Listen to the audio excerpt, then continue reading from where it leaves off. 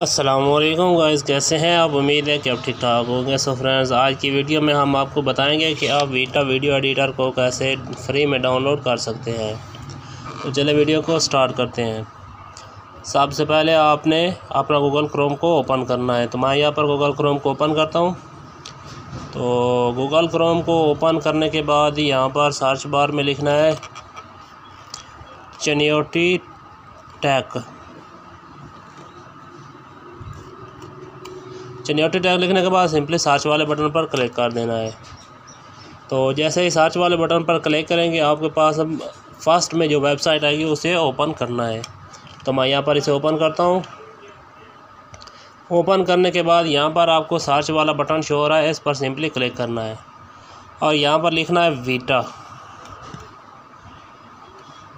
और उसके बाद सिंपली सर्च वाले बटन पर क्लिक कर देना है। तो जैसे ही सर्च वाले बटन पर क्लिक करेंगे तो आपके पास ये आर्टिकल आ जाएगा।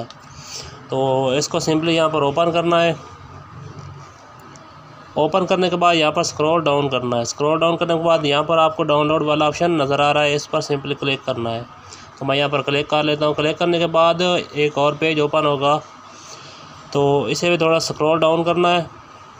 तो यहाँ पर लिखा हुआ डाउनलोड APK 208 MB की ये एप्लीकेशन है। तो यहाँ पर इसे हम इसीलिए डाउनलोड कर सकते हैं। यहाँ पर डाउनलोड APK वाले बटन पर क्लिक कर देंगे।